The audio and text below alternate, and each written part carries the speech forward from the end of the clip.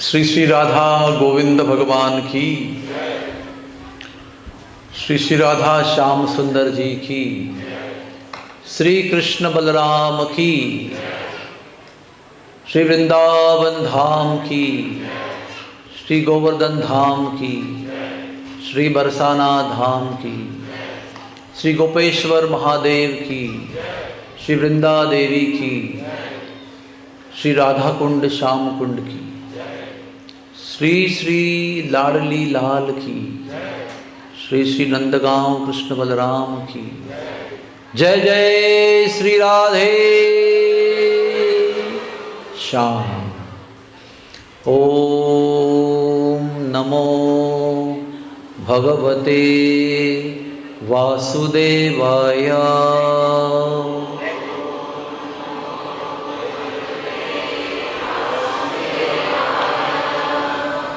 आपकी आवाज़ इस सुंदर सभागृह में गूंज सकती है। ओम नमो भगवते वासुदेवाय।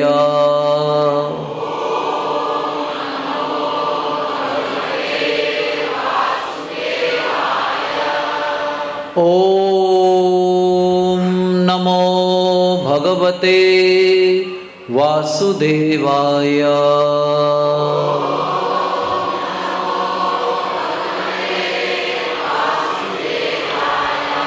नारायणं नमस्कृत्य नरं चैव नरोत्तमं देवीं सरस्वतीं व्यासं ततो जयमुदीरये। नष्टप्रायेषु अभद्रेषु नित्यं भागवत सेवया भगवतीरुत्तमश्लोके भक्तिर्भवती नैष्टिकी। कृष्णाय वासुदेवाय देवकी नंदनाय च नंदगोपकुमाराय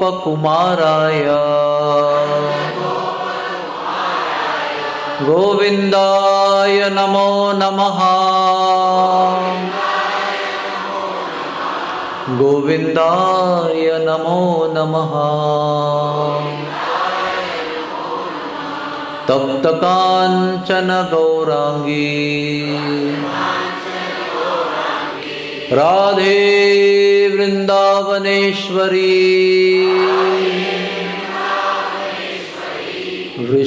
वृषभानुसुते देवी प्रणमामि हरिप्रिये प्रणमामि हरिप्रिये। जय श्री कृष्ण चैतन्य प्रभु नित्यानंद श्री अद्वैत गदाधर श्रीवासदि गौर भक्त वृंदा। हरे कृष्णा कृष्णा कृष्णा हरे हरे हरे राम राम राम हरे हरे। हरे कृष्णा। तो आप सबका आज के व्रज लीला सप्ताह के तीसरे दिन आप सबका स्वागत है। तो 2 दिन में हमने सबसे पहले वृंदावन में जाने की भूमिका क्या होनी चाहिए उसके बारे में वर्णन किया। कल के दिन में गौ का महात्म्य का वर्णन किया, वराहदेव की लीला का वर्णन किया, मदन टेर स्थान का दर्शन किया, गौशाला का दर्शन किया। तो आज हम हमारी यात्रा श्री वृंदावन की परिक्रमा में एक सुंदर स्थान आता है जिसका नाम है कालिया घाट। तो इस कालिया घाट से हम आज की यात्रा आरंभ कर देते हैं। अभी आप लोग इस दृश्य को बड़े ही गौर से देखिए। ये कदम का पेड़ है और ये कदम का पेड़ बहुत अद्भुत पेड़ है। वैसे कदम के तो हजारों लाखों पेड़ हमने वृंदावन में देखे हैं, लेकिन ये कदम का पेड़ बहुत अनोखा है। आगे भी देखिए, मैं दोबारा दिखाऊंगा आपको। इस पेड़ की ये विशेषता है कि ये पूरी तरह से खोखला पेड़ है, यानी इंग्लिश में कहते हैं it's totally a hollow tree. फिर भी ये पेड़ हमेशा हरा भरा रहता है, चाहे गर्मी का मौसम हो, बारिश का मौसम हो या सर्दी का मौसम। ये इसकी एक बहुत चमत्कारिक स्थिति है। ये पेड़ ऐसा क्यों है, इसके पीछे एक बहुत सुंदर कहानी है। हो सकता है ये सत्ययुग में ये घटना हुई है, जिसका उल्लेख पुराणों में आता है। बहुत लंबी कहानी महाभारत में आती है। संक्षेप में हम आपको बता रहे हैं कि गरुड़ जी स्वर्ग से अमृत लाने के लिए गए थे। उन्हें और उनकी माता को दास्यत्व का शाप था। दास्यत्व से मुक्त करने के लिए उनकी सौतेली माँ कद्रू ने उनको कहा कि आप हमारे सर्प पुत्रों के लिए स्वर्ग से अमृत लाइए। तो गरुड़ जी अमृत लाने गए और उन्होंने अमृत लाया। बहुत संघर्ष हुआ, बहुत बहुत बहुत लंबी कहानी है। बड़े संघर्ष के बाद में अमृत कलश प्राप्त किया और उसको लेकर जब आ रहे थे तो बीच में वृंदावन आया। और वृंदावन में आने के बाद उन्होंने यमुना जी का दर्शन किया। तो आप सब लोगों को ये नियम मैं बता दूं कि जब भी आप किसी नदी के पास जाते हो या गुजरते हो तो नदी का सम्मान करना बहुत ज़रूरी है। अपने वाहन से उतरकर नदी में जाकर आचमन करके, प्रणाम करके, हो सके तो स्नान करके, जल पी के, दंडवत करके फिर आगे जाना चाहिए। तो गरुड़ जी साक्षात विष्णु तत्व हैं, साक्षात महान वैष्णव हैं, विष्णु के वाहन भी है। तो उन्होंने इस पेड़ पर, जो आज कालिया घाट के नाम से जानता है, उस समय कालिया घाट का नाम नहीं था उसका, वो कदम का पेड़ था, यमुना किनारे स्थित था। तो गरुड़ जी ने इस पेड़ पर अमृत कलश रखा, नीचे उतरे, यमुना जी का आचमन किया, प्रणाम किया और फिर पेड़ पर वो कलश लेने गए। तो आगे उन्होंने देखा दूरदृष्टि से कि 28वें वैवस्वत मनु के द्वापर युग में कृष्ण आएंगे और इसी पेड़ पर चढ़कर यमुना में छलांग लगाएंगे कालिया नाग का दमन करने के लिए। तो उन्होंने अमृत की कुछ बूंदें इस पेड़ पर छिड़क दी। इसलिए कालिया नाग का जब विष सब जगह फैल गया था तो सब जीव सृष्टि नष्ट हो गई थी। पेड़ पौधे, बेलियां, सब घास वास सब जल चुकी थी, लेकिन एक पेड़ ये हरा भरा था क्योंकि उस पर अमृत की बूंदें छिड़क गई थी। इसलिए आज ये पेड़ पूरा खोखला होने पर भी हमेशा हरा भरा रहता है। और दूसरा उसका कारण है कि श्री कृष्ण के दिव्य चरण कमलों का स्पर्श इस पेड़ को हुआ, इसलिए पेड़ भी अमर हो गया और आज भी बड़े शान से ये यमुना किनारे खड़ा है। तो आप आगे देखेंगे तो देखिए, ये देखिए, कुछ आइडिया आता है आपको? ये कलश है कि ये पेड़ पर एक अद्भुत और दृश्य है कि अपने आप ही पेड़ के ही लकड़ी से एक अमृत कलश बना हुआ है। आशा करता हूं कि आपको इसमें दिखाई पड़े। अभी क्या दिखाई पड़ रहा है? पहला वाला पेड़ दिखाई पड़ रहा है बस। हरे कृष्णा। चलो कोई बात नहीं, हम कोशिश करते हैं।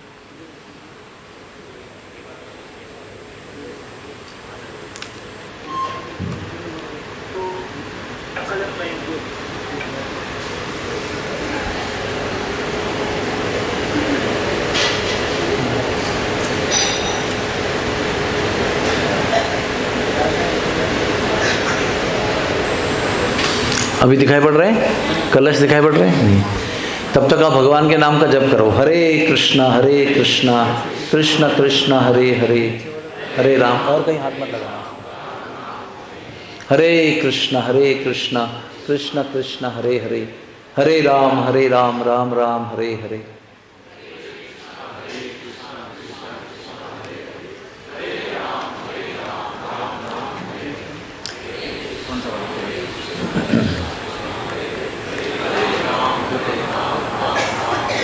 इधर से कुछ नहीं होगा आपको, यही आपका पॉइंट है, उधर कुछ मत करो आप। यहाँ से तो हिल रहा है ना मेरे हाथ से।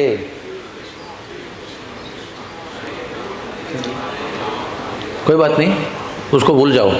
तो कहने का तात्पर्य यह है कि भगवान के ऐसा चमत्कारिक दृश्य वहाँ पर उपलब्ध है कि मैं 30 साल तक वहाँ पर अनंत बार, मुझे गिनती पता नहीं, अनंत बार वहाँ पर प्रवचन कर चुका हूँ उस जगह पर। लेकिन 30 साल के पश्चात जो मैं एक बार प्रवचन किया तो वहाँ के जो पुरोहित थे वो बहुत प्रसन्न हो गए कथा सुनकर। उन्होंने कहा कथा सुनने के बाद प्रभु जी आइए, मैं आपको कुछ दिखाना चाहता हूँ। तो मैं गया उनके पीछे, थोड़ा साइड में, तो उन्होंने मुझे पीछे जाकर वो कलश दिखाया। तो 30 साल वहाँ पर भेंट देने के पश्चात भी मुझे दर्शन नहीं हुआ था। तो मुझे बड़ी अनुभूति वहाँ पर ऐसे हुई कि किसी भक्त की कृपा के बिना चमत्कारिक दृश्य कभी दिखाई नहीं पड़ता है। हम वृंदावन भी गए तो सबसे पहले गुरु महाराज के साथ में गए, उन्होंने दिखाया, देखो ये कालिया घाट है, ये जमुना है, ये मदन टेर है, ये ऐसे बहुत सारी चीज़ें। हाँ, बिना भक्त की कृपा से भगवान के संबंध की कोई भी वस्तु का दर्शन नहीं होता है, यह हमको सबको पता होना चाहिए। क्योंकि भगवान ने अपनी जो सारी रहस्यमय बातें हैं वो अपने भक्तों के अंदर इन्वेस्ट करके रखी हुई है। और जब भक्त कोई कृपा करता है तो आपको उसका दर्शन होता है। नहीं तो 30 साल जाने के बाद में इसमें दर्शन क्यों नहीं होना चाहिए? 30 साल के बाद में, अभी 36 साल हो गए, तो 6 साल में मैंने कम से कम 600 बार लोगों को वो दिखाया है क्योंकि है ही ऐसी अद्भुत चीज़। एक पेड़ के अंदर अपने आप कलश बना हुआ है, उसके अंदर हॉलो भी है, जगह भी है पात्र की, और वो पेड़ के लकड़ी में ही बना हुआ है। तो ऐसा ये कालिया घाट है। इसमें आज हम लोग के भारतवर्ष में कुंभ मेला होता है ना, कुंभ मेला। तो कुंभ मेला 4 जगह पे होता है, बताइए कहाँ कहाँ होता है? एक प्रयाग में होता है, एक उज्जैन में होता है, एक नासिक में होता है, और एक हरिद्वार में होता है ना। इसकी कहानी ये है कि जब भी देवासुर संग्राम हुआ था, समुद्र मंथन हुआ था, और समुद्र मंथन के बाद में अमृत का निर्माण हुआ था, तो गरुड़ जी धन्वंतरी भगवान पैदा हुए थे और उन्होंने वो कलश दिया, तो वो गरुड़ जी लेकर भागे, तो उसके पीछे राक्षस भी भागे, उनका युद्ध हुआ। और उस छिना झपटी में 4 जगह पर अमृत के बूंद गिरे, एक त्रिवेणी में, एक हरिद्वार में, एक नासिक में और उज्जैन में। तो वहाँ पर हम लोग उस तिथि के अनुसार टेक्निकली उसको हम गणित करते हैं और उस तिथि को कुंभ मेला मनाया जाता है। लेकिन एक सबसे मूल और पुरातन कुंभ मेला जो है वो वृंदावन में मनाया जाता है। वो उस उपलक्ष्य में जिस वक्त गरुड़ जी ने इस पेड़ पर अमृत कलश रखा और कुछ बूंदे इसकी छिड़की, उस उपलक्ष्य में वृंदावन में मूलभूत कुंभ मेला मनाया जाता है। वो भी हर 12 साल में एक बार होता है। अभी हुआ था पिछले साल में। और इस कुंभ मेले में, उस कुंभ में फर्क क्या है? वो चिना जपटी वाला कुंभ मेला है। 4 जगह पे जो हुआ था उसमें चिना झपटी में जो बूंद गिरे थे उसकी वजह से कुंभ मेला मनाया जा रहा है। लेकिन वृंदावन में जो कुंभ मेला मनाया जाता है वो गरुड़ जी ने बड़े शांति से, बड़े प्रेम से गंगा जी जमुना जी का आचमन किया था, स्नान किया था, वंदन किया था। उसके बाद बड़े ही प्रेम से उन्होंने वहाँ पर जल छिड़का था कुंभ अमृत का। इसलिए मूलभूत कुंभ मेला जो है वृंदावन में होता है। ये बहुत लोगों को पता नहीं है। लेकिन जैसा कुंभ मेला त्रिवेणी में होता है वैसे ही बड़ी शान से, बड़ी जोरदार तरीके से देवरा बाबा घाट के, केशी घाट के आगे जितने भी जगह है खुली, वहाँ पर हजारों तंबू लगते हैं भारत के अनेक संप्रदायों के, और बड़े बड़े महंत आकर वहाँ पर स्नान करते हैं। ये कहानी हुई कुंभ मेले की। द्वापर में वैवस्वत मनु के 28वें द्वापर में जब कृष्ण भगवान ने जन्म लिया, द्वापर के अंत में, तो गरुड़ और कालिया का युद्ध हुआ। अभी वैसे देखा जाए तो गरुड़ और कालिया 2 बहनों के बेटे हैं। तो एक माता का नाम है विनता। अभी इसको देखने के बाद में आप यकीन नहीं कर सकते, ऐसा हो सकता है क्या? Is it possible not to believe? ये सत्य परिस्थिति है, ये कोई फोटोग्राफिक गिमिक नहीं है। ये दूर से दिख रहा है और ये पास में से दिख रहा है, देखिए। तो ऐसा ये चमत्कारिक अनंत स्थितियां वृंदावन में हैं, अद्भुत अद्भुत स्थितियां। केवल देखने वाले की नज़र चाहिए और भक्तों का मार्गदर्शन चाहिए बस। तो मैं ये कह रहा था कि कश्यप मुनि की अनेक पत्नियों में से 2 पत्नियों का नाम है कद्रू देवी और विनता देवी। विनता देवी गरुड़ की माता है और कद्रू देवी सांपों की माता है, यानी अनंत शेष सबसे बड़े भाई, उसके बाद कालिया, तक्षक, वासुकी, ऐरावत, पुरुषोत्तम, ऐसे बहुत हजारों लाखों नागों का नाम महाभारत में दिया है। वो सब कद्रू के बेटे हैं। तो फिर भी कालिया और गरुड़ जी के बीच में युद्ध होता है। तो युद्ध होते होते क्या होता है कि कालिया यमुना नदी के पास में आता है और यमुना में छलांग लगाता है और छुप जाता है, और गरुड़ जी वहाँ प्रवेश नहीं करते, क्योंकि एक बार बहुत पुरातन काल में गरुड़ जी को सौबरी मुनि ने शाप दिया था, जो यमुना जी के जल के अंदर तप करते थे, और गरुड़ जी वहाँ जाकर मछली और सर्प खाते थे उनका भोजन है, उनका कुछ पाप नहीं है उसमें। लेकिन सर्पों ने जाकर कंप्लेंट किया तो सौबरी मुनि ने उनको ये आश्वासन दिया कि मैं इसका इलाज करूँगा। तो अगली बार जब गरुड़ आए मछली खाने के लिए तो उन्होंने उनको वार्न किया, चेतावनी दिया, या आप यहाँ पर नहीं आ सकते, यहाँ की मछली और सांप नहीं खा सकते आप, और अगर आओगे तो मर जाओगे। तो ये कालिया को पता था, क्योंकि कालिया ने जाके कंप्लेंट किया था अपनी माता और बाद में अनंत शेष और बाद में सौबरी मुनि के पास। तो गरुड़ जी तो विष्णु तत्व हैं, वो चाहते तो वो सौबरी मुनि का शाप को भी खुद काट सकते थे, इतनी शक्ति थी। लेकिन सौबरी मुनि वैष्णव है, इसका आदर रखते हुए शाप प्राप्त होने के बाद भी गरुड़ जी ने कोई विरोध नहीं किया, कोई संघर्ष नहीं किया, सर झुकाया, प्रणाम किया और चले गए। और जैसे कालिया ने युद्ध करते करते नदी में प्रवेश किया, तो कालिया भी मरने वाला था तो आश्रय लिया जल के अंदर उसने, ये जानते हुए कि गरुड़ जी को यहाँ पर शाप है। तो फिर क्या हुआ, गरुड़ जी सीधे निकल गए, क्योंकि उनको सौबरी मुनि के शाप का और आदेश का पालन करना था। तो फिर ये कालिया नाग जमुना के दह के अंदर स्थिर हो गया। ही इस्टैब्लिश्ड हिमसेल्फ, अपने आप को बसा लिया उसने, कुटुंब के साथ, अनंत पत्नियों के साथ, बच्चों के साथ बस गया वो। लेकिन सांप जहाँ जहाँ बसते हैं ना, वो सब चीज़ विषैली हो जाती है। एक गलत धारणा का जो व्यक्ति होता है ना, जैसे कि अभी आम का सीज़न है, अभी ख़त्म हो रहा है लेकिन अभी भी चल रहा है, दशहरा चल रहा है, लंगड़ा चल रहा है, बहुत सारे चल रहे हैं। उसमें पेटी में अगर एक आम सड़ा होगा तो कुछ करता नहीं, वो खाली बैठा है बस।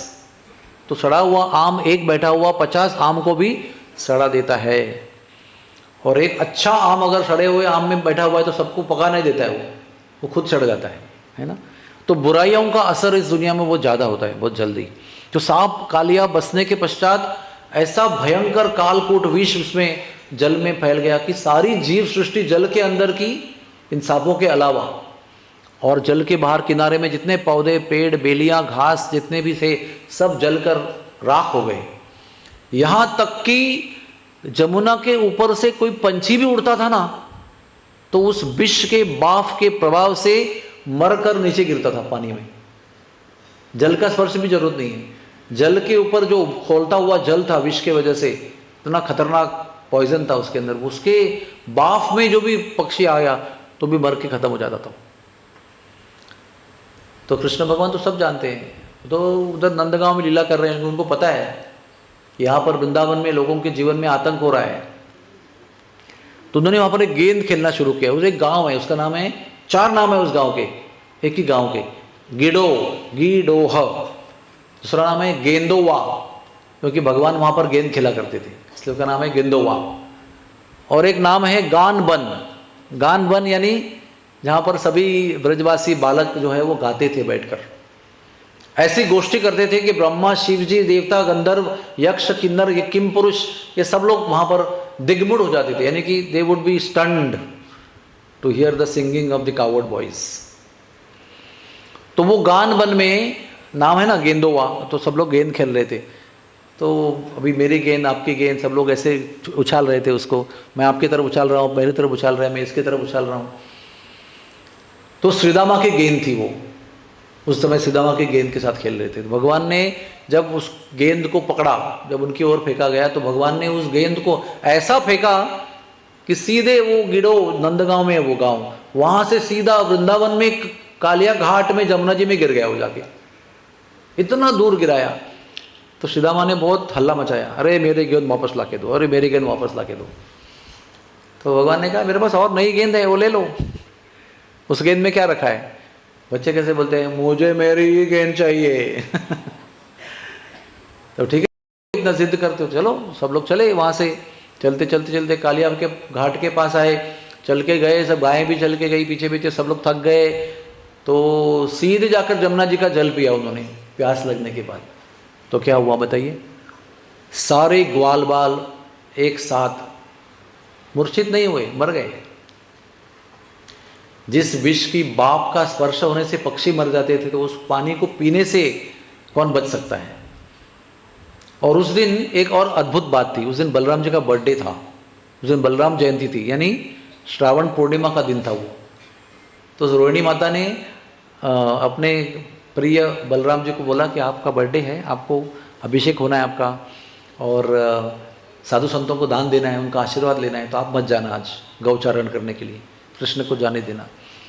तो बलराम जी भी साथ में नहीं थे, और एक कृष्ण के अलावा सारी गायें, सारे ग्वाल बाल मृत हो गए। और कृष्ण वहां देख रहे हैं, अरे इतने सीधे साधे बालक मर गए सब लोग। तो भगवान ने अपनी दिव्य दृष्टि सभी ग्वाल बालों पर ऐसे घुमाई, तो कहते हैं कृपा कटाक्ष, मर्सीफुल ग्लांस, सब पर ऐसे उन्होंने नज़र घुमाई, तो सब जीवित हो गए। और ये भूल गए कि उन्होंने विष पिया था और पानी पिया था और मर गए थे। और उनकी आंखों के सामने भगवान ने, ये जो पेड़ आपको दिख रहा है ना, ठीक से देखना उसको बराबर से, हाँ देखो,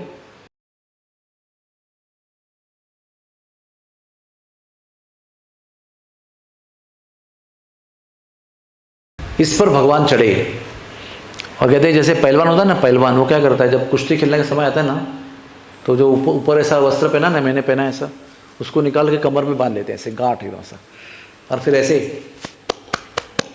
ऐसे जैसे मल्ल करते हैं ना, वैसे आवाज़ किया भगवान ने। और सब लोगों को समझ में आया कि अभी भगवान इसमें कूदने वाले हैं। सबको ये भी ध्यान में आया था कि अभी इसमें कालिया का विष है। तो श्रीदामा ने कहा नहीं चाहिए मुझे, नहीं चाहिए गेंद, नहीं चाहिए मुझे। क्योंकि समझ गए कि गेंद के चक्कर में हम कृष्ण को खो सकते हैं। तो उनकी कौन सुन रहा है? कृष्ण ने ऐसे, क्या कहते हैं उसको, ऐसे आवाज़ किया बाजुओं में, और पूरे पानी में छलांग लगा दी। जैसे ही पानी में छलांग लगाई, तो इतने गहरे पानी में कूद गए वो कि पूरा जलाशय जो वो छिन्न विच्छिन्न हो गया, सारा जल जो है वो किनारे पे भी आ गया। तो सब लोग डरने लगे, और बहुत देर तक कुछ, क्या कहते हैं उसको, कृष्ण का कोई दर्शन ही नहीं है। देखिए अभी मैं आपको दिखाता हूँ, इस चित्रपट को देखिए आप, है ना, ये तो बहुत देर के बाद का दृश्य है।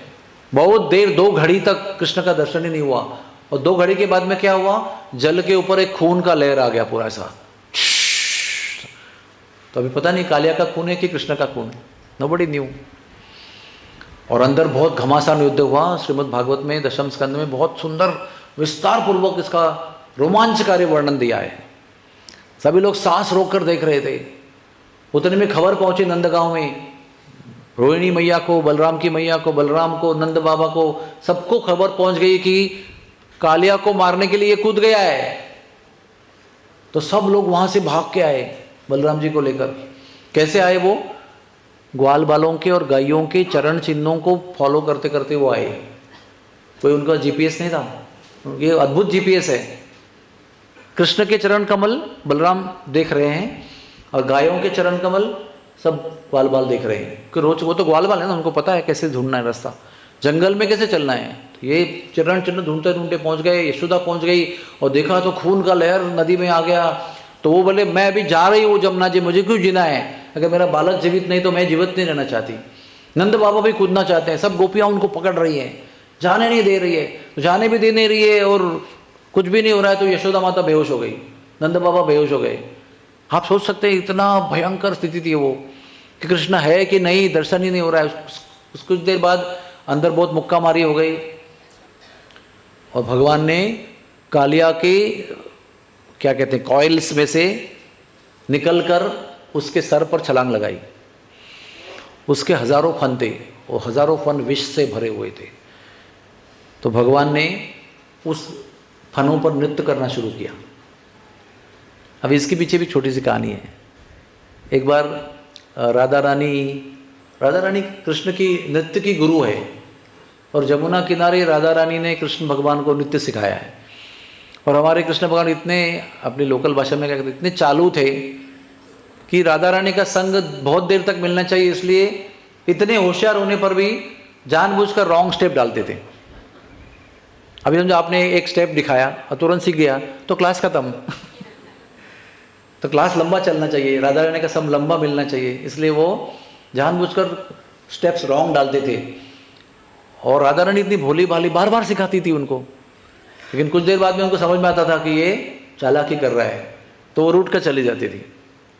तो ऐसे राधा रानी से सीखे हुए नृत्य कलाकार नटराज कृष्ण भगवान एक दिन ऐसे बड़े इतराते हुए, मतलब वेरी प्राउडली ही केम, बहुत इतराते हुए आए।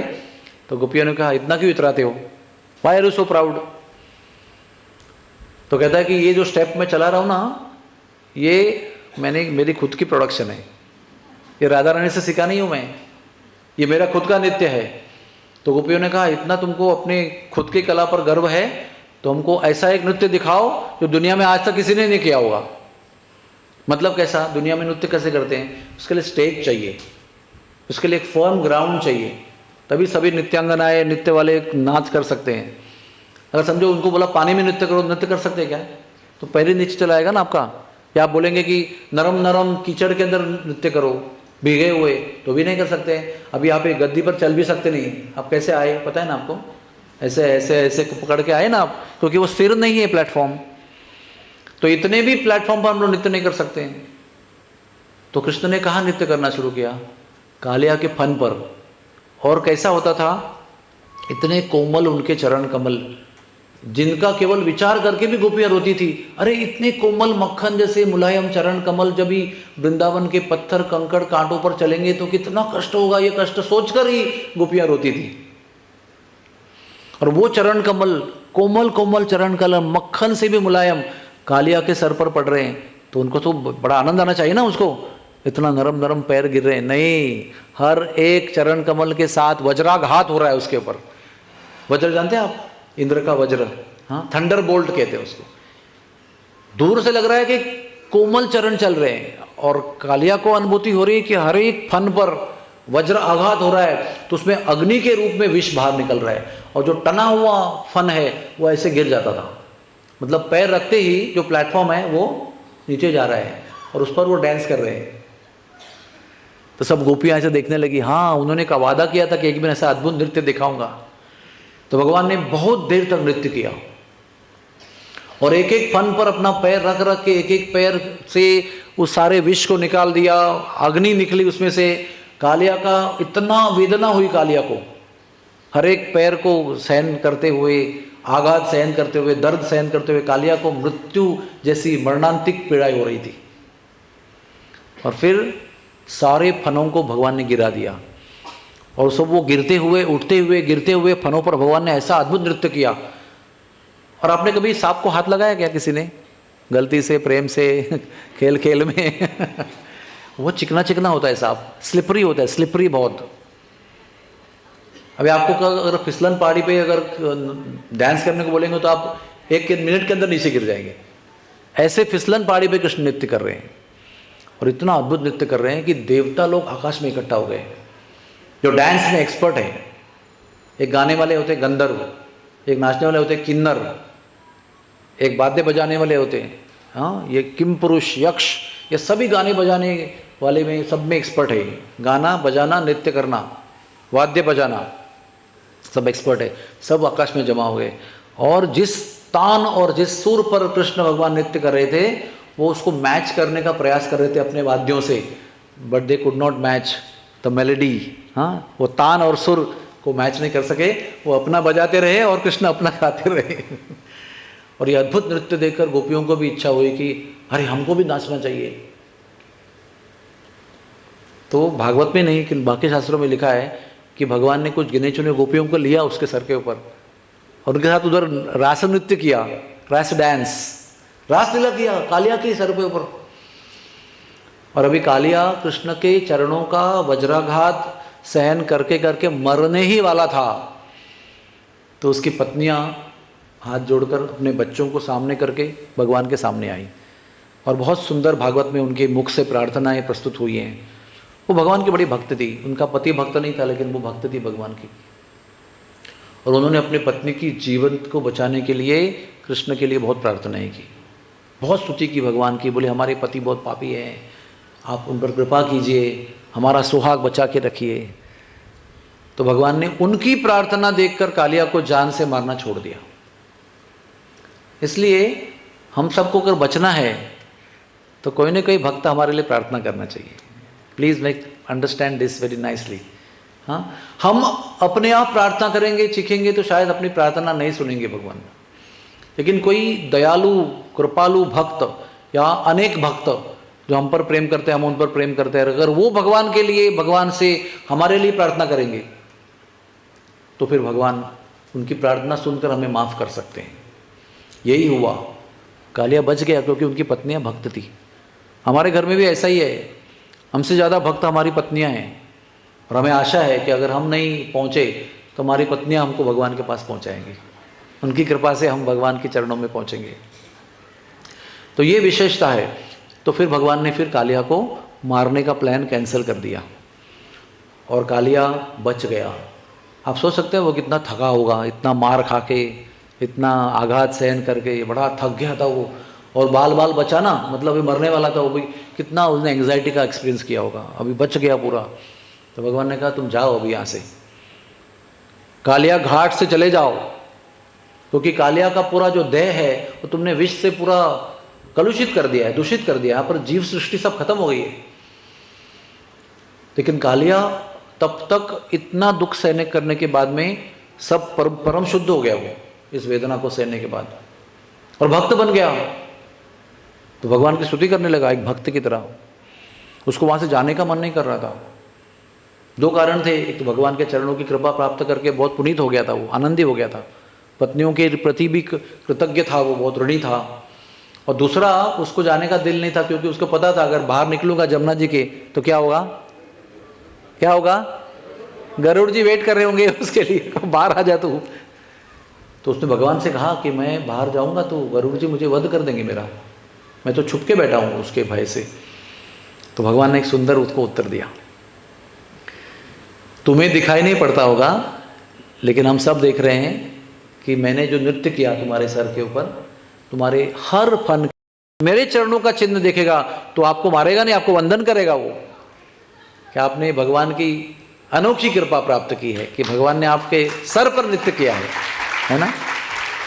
यहाँ तक कि वो जो कालिया की पत्नियां थी ना, वो भी अपनी प्रार्थना में कहती है पता नहीं इतना पाप करने के बाद में कौन सा पुण्य था इसके हिसाब में जिसके वजह से आपने उनके सर पर नृत्य किया।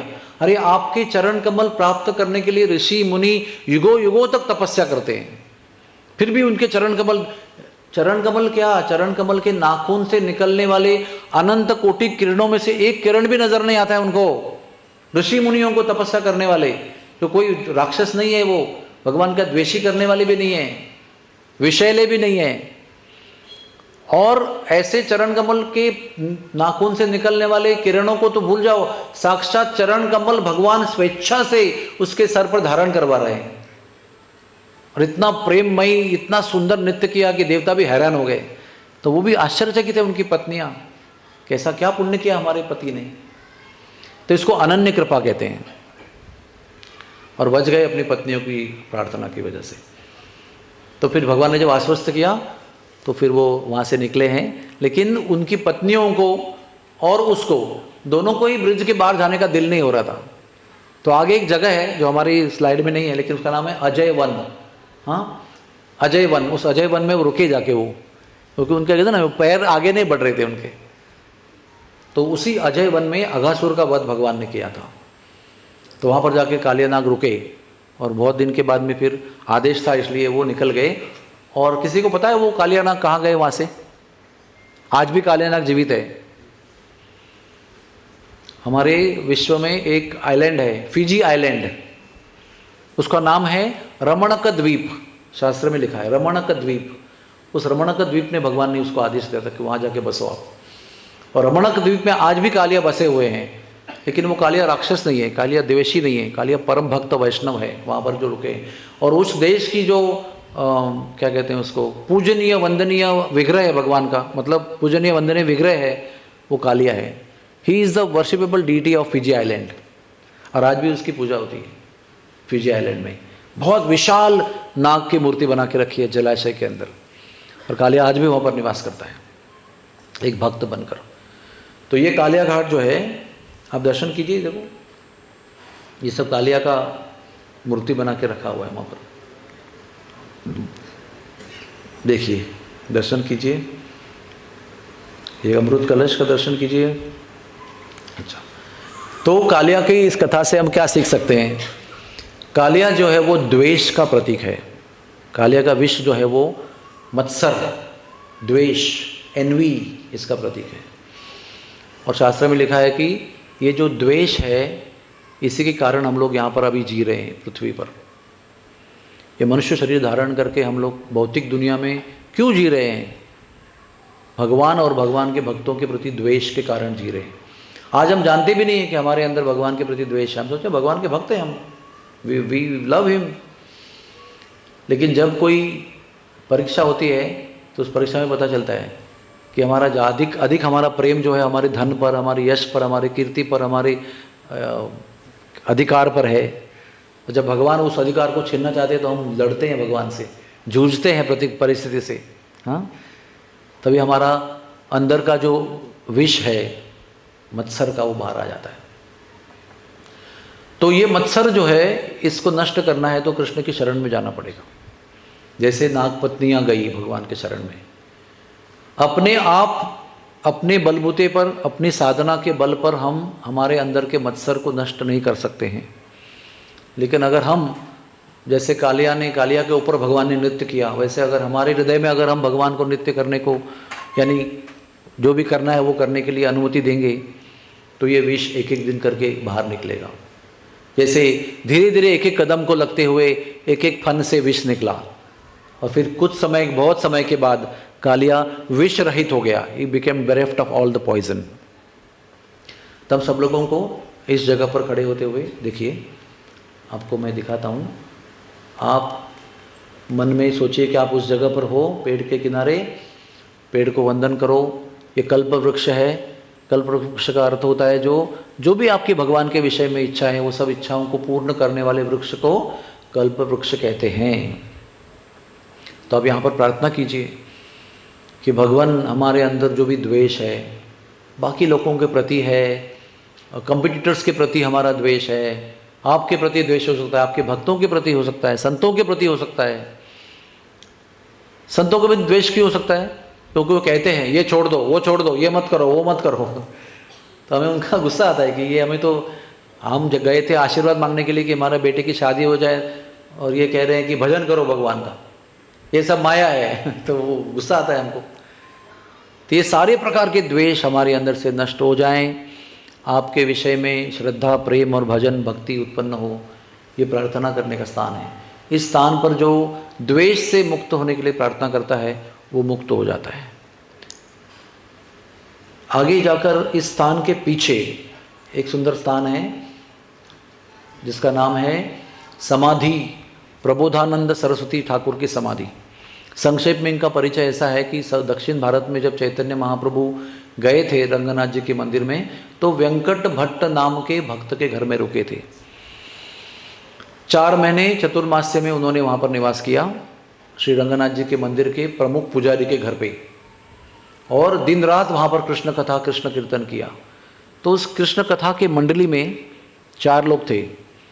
एक वेंकट भट्ट स्वयं, एक उनका पुत्र गोपाल भट्ट, एक चैतन्य महाप्रभु, और एक वेंकट भट्ट का भाई प्रबोधानंद सरस्वती, जो आगे जाकर संन्यास लिया उन्होंने। ये 4 जन लोगों ने 4 महीने पूरी रात भर चैतन्य महाप्रभु के मुख से भगवत कथा और कीर्तन और आनंद लिया। इसके प्रभाव से गोपाल जो था वो आगे जाके गोपाल भट्ट गोस्वामी बने, राधा रमन जी के, आगे बताएंगे आपको। और प्रबोधानंद जी फिर वहाँ से वृंदावन में आए और प्रबोधानंद जी ने श्री वृंदावन महिमामृत ग्रंथ लिखा है, राधा सुधा निधि नाम का ग्रंथ लिखा है। ये बहुत ही ऊंचे स्तर के ग्रंथ हैं। इसमें वृंदावन की ऐसी महिमा लिखी है जो सुनकर हम लोग हैरान हो जाएंगे। तो वो प्रबोधानंद जी सरस्वती एक वृंदावन के ऐसे अनोखे चहीते भक्त थे। You can say he was a fanatic devotee of Vrindavan Dham. तो उनकी ये समाधि है, इस पर भी आप दर्शन कीजिए। यहाँ पर क्या प्रार्थना कर सकते हैं? यहाँ पर प्रार्थना कीजिए कि आप में जो वृंदावन के प्रति अलौकिक आकर्षण है, उसका एक कण का आकर्षण हमारे अंदर भी उत्पन्न हो जाए तो हमारा जीवन सफल हो जाए। क्योंकि वृंदावन धाम के प्रति जिसको आकर्षण है वो कृष्ण को प्रिय हो जाता है। और आकर्षण हमारे अंदर नहीं है, हमारे अंदर आकर्षण दुनियादारी की चीज़ों के लिए है। मन वही भागता रहता है, चाहता तो बहुत कुछ है लेकिन भागता वही है। तो वो मन की भागने की दिशा बदल के आपकी ओर आ जाए, ये प्रार्थना जरूर आप प्रबोधानंद जी से कर सकते हैं। क्योंकि वो ऐसे आचार्य हैं जिनके मन में अथाह सागर है वृंदावन के प्रति प्रेम का, और वो प्रेम का एक बिंदु आपको दे सकते हैं। तो आइए प्रणाम करें श्रील प्रबोधानंद सरस्वती महाराज जी को। ये उनकी समाधि है, बहुत सुंदर। आगे हम चलेंगे एक सुंदर स्थान पर जो वृंदावन का महत्वपूर्ण स्थान है। 7 मंदिरों में से एक महत्वपूर्ण मंदिर है जिसका नाम है राधा मदन मोहन मंदिर। अभी कालिया के मर्दन करने के लीला में भगवान ना बहुत ठंडे जल में बहुत समय तक रहे। तो जब कालिया का मर्दन किया उन्होंने, तो जब जल के बाहर आए ना तो बहुत क्या कहते हैं इसे, ठंड लग रही थी उनको बहुत। It was very cold. और तो भगवान को कोई ठंड लगने की ज़रूरत नहीं, भगवान तो भगवान है, लेकिन वो लीला करने के लिए, सबको आनंद देने के लिए बहुत सारे अद्भुत कार्य करते हैं। तो लौकिक दृष्टि से उनको सबको लग रहा था, उनको भी लग रहा था कि बहुत ठंड लग रही है। तो पास में एक छोटा सा टील है, हिलॉक, टेकड़ी मराठी में कहते हैं उसको, उसमें भगवान चढ़ गए और वहाँ पर जाके बैठ गए। तो वहाँ पर 12 सूर्यों ने आकर भगवान को हीट दिया।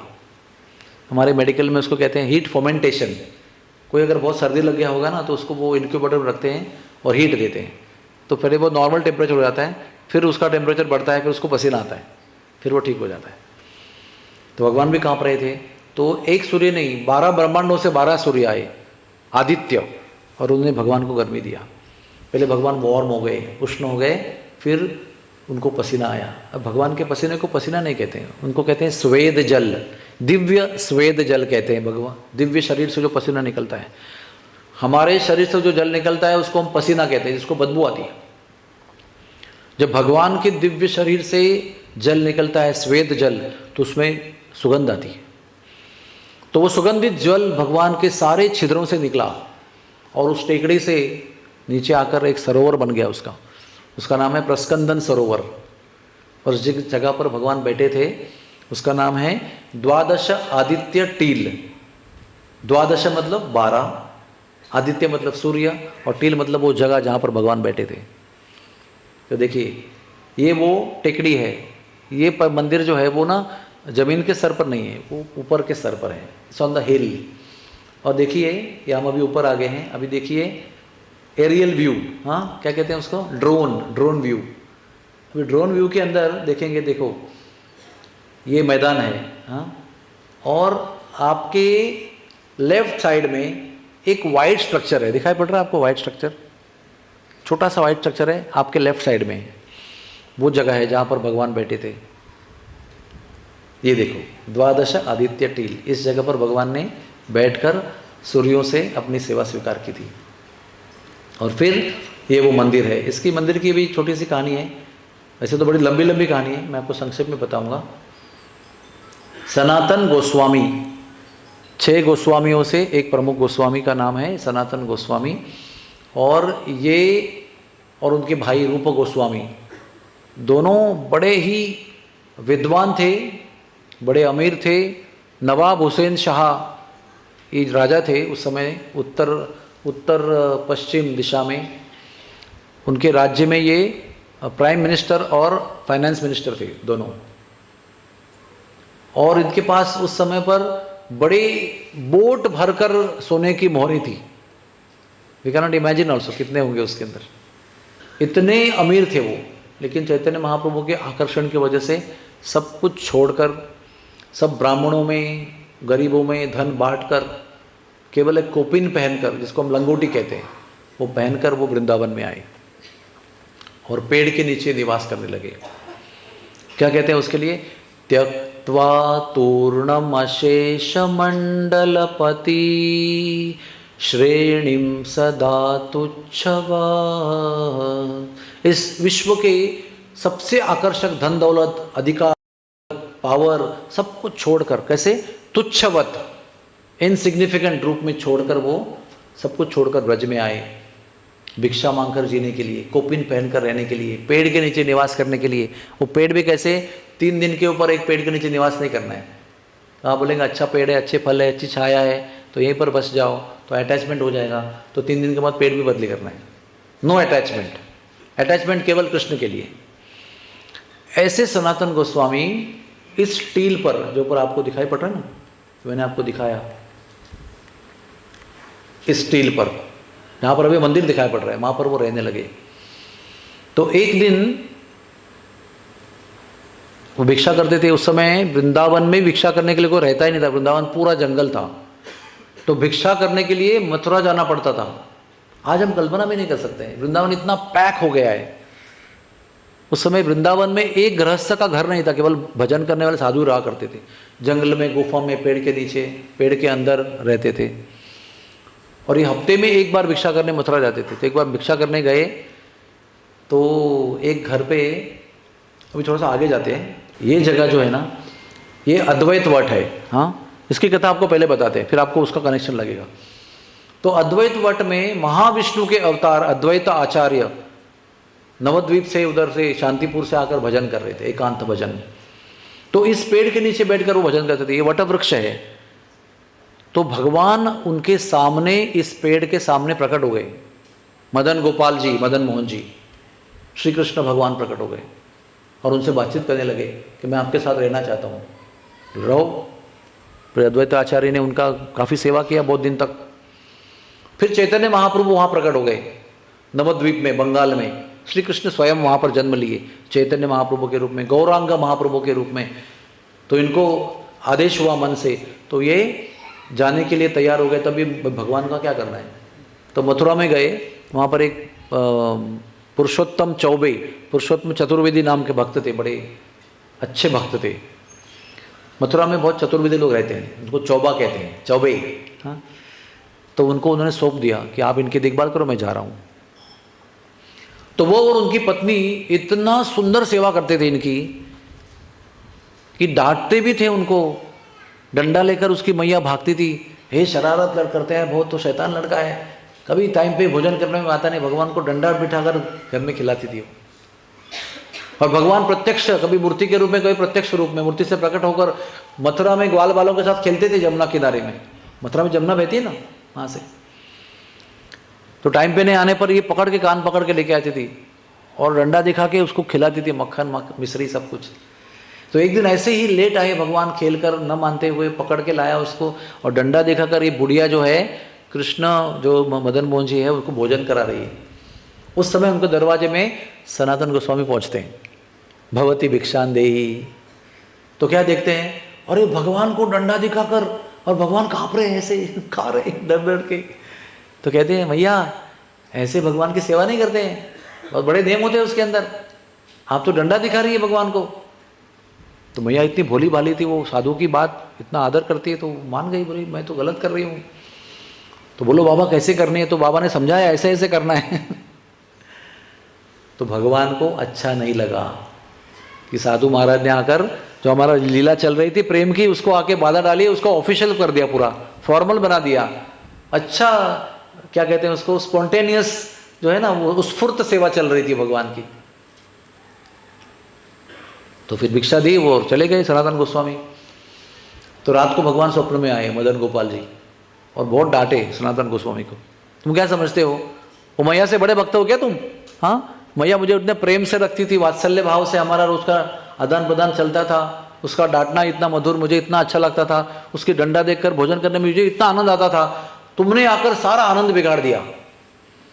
अभी मैया तो मुझे डांटना वाटना छोड़ो, खाली भजन ही गाती है मेरे लिए। अभी वो सब डांटना वाटना बंद हो गया, पूरा ऑ एंड रेवरेंस, मतलब ऐश्वर्य भाव से मेरा अभी पूजन और भजन और गीत गा रही है, आरती उतार रही है मेरी वो। मुझे बिल्कुल आनंद नहीं आ रहा वहाँ पर, मैं बहुत आनंद लिया वहाँ पर, वो सब तुमने भंग कर दिया। अब ये काम करो, कल वहीं पर भिक्षा मांगने जाओ, तो मैया मुझे आपको दान दे देगी और मैं तुम्हारे संग आऊँगा। मुझे वहाँ पर बिल्कुल आनंद नहीं आ रहा है। अभी सनातन गोस्वामी क्या बोलेंगे सपन में, भगवान तो पूरा डांट रहे हैं उनको, ऊपर से आदेश भी दे रहे, मुझे ले आओ वहाँ से जाकर।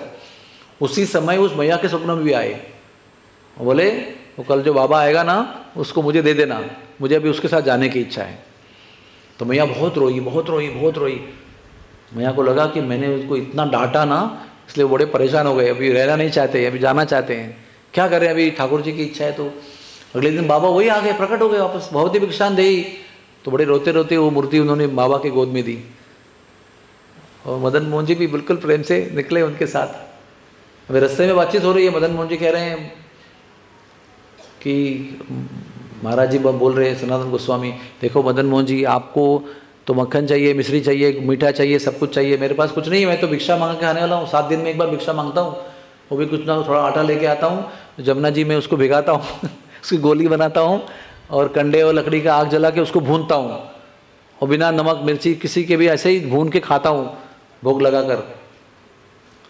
कहा नहीं, जो तुम खाओगे दूध में मिलेगा, मैं खा लूँगा उसको। देखो कल बोलना नहीं नमक चाहिए, मीठा चाहिए और मक्खन चाहिए, मछली चाहिए, घी चाहिए, कुछ नहीं मिलने वाला। बोले जो भी तुम भिक्षा मिलेगा मैं रहूँगा आपके साथ रहूँ। ऐसे करके ये जो जगह है ना, जो मैंने दिखाया ना आपको ऊपर, हाँ, तो ये जगह पर अद्वैत आचार्य के लिए मदन गोपाल जी, मदन मोहन जी प्रकट हो गए थे। ठीक है, वहाँ से गए, पुरुषोत्तम चौबे के पास गए, रिटर्न जब आए तो कहाँ गए, देखो रिटर्न आए तो इस जगह पर आए, यहाँ पर इस जगह पर, हाँ, और इस जगह पर वो अभी रह रहे हैं। देखो तो बहुत दिन हुए, वो गेहूं की बाटी, जमुना जी का जल में बनाया गोली, आग में भुना हुआ, उसको बाटी कहते हैं। हम लोग कैसे बाटी खाते हैं, घी में तल कर, अंदर स्टफ़ डालते हैं, उसको मसाला डालते, क्या क्या बनाते हैं। लेकिन असली बाटी जो है ना, वो बिना नमक की जमुना जल में भिगाई हुई गोली को आग में भुना हुआ, आग में बेक किया होता है, वो ओरिजिनल बाटी है सनातन गोस्वामी वाली। तो हमारे बहुत सुपिक दिमाग ने उसको अभी बहुत एडवांस में उसको प्रोग्रेस कर दिया है। तो एनीवेज, तो एक दिन मदन मोहन जी बड़े तंग हो गए, बोलते अरे सनातन तुम तो क्या, नमक भी नहीं और स्वाद भी नहीं, वो मुंह में घुमाने के लिए भी कुछ उसमें साधन नहीं है। तो कहता है कि देखो मैंने आपको पहले ही बताया था, मेरे पास कोई व्यवस्था नहीं है। तो भगवान ने कहा मैं अपनी व्यवस्था कर दूं क्या अपने आप? हाँ हाँ करो ना अपने आप। भगवान इसका इंतजार करते कि भाई कितना देर में ऐसा सूखा सूखा खाऊंगा, क्योंकि नमक भी नहीं है, और नमक डालते भी तो गले में से उतरता नहीं, कुछ चिकनाहट ही नहीं उसके अंदर ना, कोई घी थोड़ा चाहिए उसके अंदर तो उतरे, गले के नीचे उतरेगा। मेरे पास कोई व्यवस्था नहीं है। तो उस समय भगवान ने अपनी व्यवस्था की। कैसी व्यवस्था की? एक रामचंद्र कपूर नाम का व्यापारी था, वो पंजाब मुल्तान से निकला और उसका ना नमक का व्यवसाय था, और वो जमुना जी में आकर आगरा जाकर उसको नमक बेचकर अपना बिजनेस करना था। तो जब उसकी बोट जो है वो जमुना से आई वृंदावन में, तो वो भंवर में फंस गई और गोल गोल गोल गोल घूमने लगी। तो ये रामचंद्र कपूर कैसे भी करके कूदा पानी में और स्विमिंग करते हुए किनारे पे आया और पुकारने लगा, बचाओ बचाओ मेरी नाव डूब रही है, नाव डूब रही है। उस समय मदन मोहन मूर्ति से निकल के प्रत्यक्ष रूप में वहाँ पर ग्वाल बालों के साथ खेल रहे थे जमुना किनारे में। तो उनके बालकों के पास आए, बचाओ बचाओ त्राही माम मेरी बोट डूब रही है। तो उस समय मदन मोहन जी उनको बोले, बालक मदन मोहन जी, अभी उसको पता नहीं है मदन मोहन जी भगवान है, वो तो ग्वाल बाल खेल रहे हैं। उसने कहा कि पहाड़ पर एक बाबा बैठे हैं सनातन गोस्वामी, उनकी कृपा से तुम्हारी नाव बच सकती है। तो वो भागा ऊपर ढूंढते ढूंढते, कहाँ पर सनातन गोस्वामी बाबा बैठे हुए, उनके पास पहुँचता है। तो उसके जेब में भी बहुत सारे नमक के पैकेट थे। तो जब गया, झुक गया, तो उसके जेब में से कुछ नमक के पैकेट गिर गए और उसने बाबा को बोला, बाबा मेरी नाव डूब रही है। नीचे किसी ने बालक ने बताया कि ऊपर आप बाबा बैठे, आपकी कृपा से मेरी नाव बच सकती है। तो उन्होंने कहा जो बालक खेल रहा था ना, उसकी कृपा से नाव बचेगी। भक्त भगवान को दिखा रहा है, भगवान भक्त को दिखा रहे हैं, इशारा कर रहे हैं, लेकिन आखिर भक्ति बचाता है। तो जैसे ही ये इनके पास में गया और जैसे ही झुका सनातन गोस्वामी के सामने, उसी समय मदन मोहन जी ने अपना फेटा निकाला और गोल गोल घुमाया ऐसे, और वायु को पूरा नियंत्रित किया और खींचा उस बोट को, हवा को कंट्रोल करते हुए, और वो नाव जो है पूरे किनारे लग गई, पूरा बिना नुकसान के।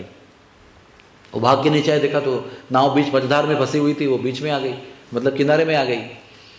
तो इतना प्रसन्न हो गया, इतना प्रसन्न हो गया, बाबा जी को जाके मिला, महाराज जी आपकी कृपा से मेरी नाव बच गई है, मैं अभी आगरा में जाकर ये पूरा सामान बेचूंगा, और सारा धन जो है वो तो डूबने वाला था नदी में सब कुछ, लेकिन बच गया, आपके लिए मैं सेवा में हाजिर करूंगा। तो वो आगरा गया ना, तो पता है क्या हो गया, उसका नमक का रूपांतर कपूर में हुआ। प्लीज़ अंडरस्टैंड, अभी नमक का भाव क्या होता है और कपूर का भाव क्या होता है आप जानते हैं ना, कपूर बहुत महंगा होता है। तो सारा उसका नमक मदन मोहन जी की कृपा से, क्यों ऐसा हुआ, क्योंकि उसने दिल से वहाँ पर संकल्प किया कि ये सारा धन जो मैं नमक बेच कर लाऊंगा वो आपकी सेवा में सुपुर्द करूंगा। तो भगवान ने उसको कपूर में रूपांतर किया। भगवान आपके भाव को देखते हैं, भगवान क्या नहीं कर सकते हैं, what God can not do. अगर आपका दिल साफ है, प्रामाणिक है, तो आपके जीवन में चमत्कार ही चमत्कार हो सकते हैं। हाँ, कोई चीज़ की कमी नहीं हो सकती है। जब हम स्वार्थ पे चलते हैं तो फिर हमारे जीवन में कर्मों के आधार पर काम होता है। जब हम स्वार्थ छोड़ देते हैं तो कर्मों का हिसाब बंद हो जाता है और कृपा का हिसाब शुरू होता है। ऐसा है, यही मनुष्य जीवन का बहुत सिंपल प्रिंसिपल है। हम लोग बहुत तड़पते हैं, बहुत जूझते हैं, बहुत मेहनत करते हैं, बहुत ठोकरें खाते हैं, और बाद में सोचते हैं ऐसा क्यों हो रहा है, क्यों हो रहा है सब ये, इतना मत्था टेका, इतना नवस किया, इतना मन्नत मांगे, इतना पूजन किया, इतना क्या क्या किया हमने, कर्म कांड किया, ग्रह शांति की, फिर भी ये समाप्त क्यों नहीं हो रहा है। क्योंकि कर्मों का खेल जो है ना, आप कितना भी उनको घुमाएंगे वो घूम घूम के राउंड राउंड होकर आपके पास वापस आएंगे। उसको नष्ट करना है तो कृष्ण की शरण में जाना पड़ेगा, और कृष्ण की शरण में जाएंगे शायद आपको स्वीकार नहीं करेंगे, वो कृष्ण के भक्त की शरण में जाना पड़ेगा और उनकी सेवा करके उनको संतुष्ट करना पड़ेगा। जब उनके भक्त संतुष्ट हो जाएंगे तो कृष्ण अपना चक्र चलाते हैं, फिर सारा कर्मों का खेल खत्म होता है और कृपा का खेल शुरू हो जाता है। तो वो उसने कपूर बेचा, वो भी आश्चर्यचकित हो गया कि कपूर कैसे पैदा हो गया। बहुत धन कमाया, वापस लौट के आया। ऐसे नहीं कि धन लेके वहीं से भाग गया, ऐसा भी होता है ना, हमने भाव में आकर बच गए तो बहुत सारा प्रॉमिस किया, ऐसा करूंगा वैसा करूंगा, लेकिन जब पैसा हाथ में आया तो मति भ्रष्ट हो गई, गुल हो गए। वो लौट के आया और पूरा धन उनके चरणों में रखा उसने, महाराज जी आपकी सेवा में। सनातन जी ने कहा मैं तो फकीर हूं, कोपिन पहन कर घूमता हूं, अगर धन की लालसा थी तो धन तो बहुत था मेरे पास, सब कुछ ब्राह्मणों में, मैं इसी पेड़ के नीचे संतुष्ट हूं, मुझे कुटिया की कोई जरूरत नहीं है। लेकिन मेरे मदन मोहन जी जो है वो पेड़ के नीचे खड़े हैं, तो मदन मोहन जी के लिए मंदिर बनाओ। तो वृंदावन का सबसे पहला, मतलब जब जीर्णोद्धार वृंदावन का हुआ, इसके पहले वृंदावन सब जंगल ही जंगल था, उधर कुछ सब कुछ नष्ट हो चुका था, लुप्त हो चुका था। तो ये मंदिर जो आपको मैंने दिखाया ना, ये उस रामचंद्र कपूर ने बनाया। 1670 इस साल में ये मंदिर तैयार हो गया।